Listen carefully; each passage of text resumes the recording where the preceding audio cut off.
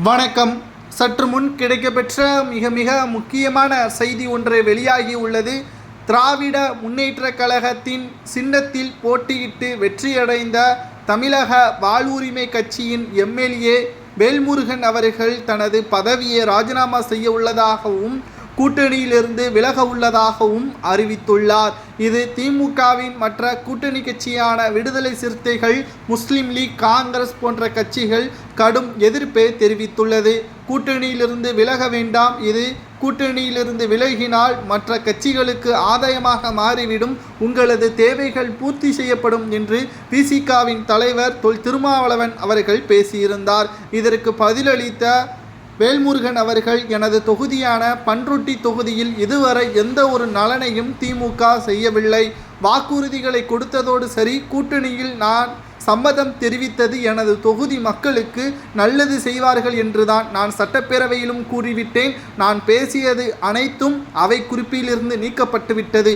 இப்பேற்பட்ட மிக மோசமான மன்னராட்சி முறையில் நடத்தப்படக்கூடிய கட்சியில் நான் கூட்டணி வைப்பதில் எந்த ஒரு லாபமும் அல்ல. எனது மக்களுக்கு நான் செய்த துரோகம். தேவையென்றால் நீங்கள் கூட்டணியில் இருந்து கொள்ளுங்கள், உங்களுக்கு பின்னால் இருக்கக்கூடிய மக்களுக்கு துரோகம் செய்து கொள்ளுங்கள், என்னால் துரோகம் செய்ய முடியாது என்று நேரடியாக விசிக கட்சி தலைவர் திருமாவளவன் அவர்களிடமே பேசிவிட்டார்.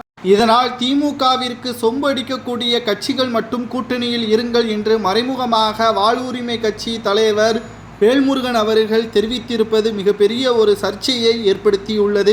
தனது எம்எல்ஏ பதவியை ராஜினாமா செய்து இடைத்தேர்தலை சந்திக்க நேரிட்டால் திமுகவின் அமைச்சர்களோ திமுகவின் கூட்டணி கட்சிகளோ எங்களது தொகுதிக்குள் உள்ளே வர முடியாது, மக்கள் விரட்டியடிப்பார்கள், இதற்கு முன்பாக விரட்டியடிக்கப்பட்டது போல் விரட்டியடிப்பார்கள் என்ற எச்சரிக்கையும் விடுத்துள்ளார். இது முதலாவது திமுக கூட்டணியிலிருந்து விலகக்கூடிய முதல் கட்சியாக பார்க்கப்படுகிறது.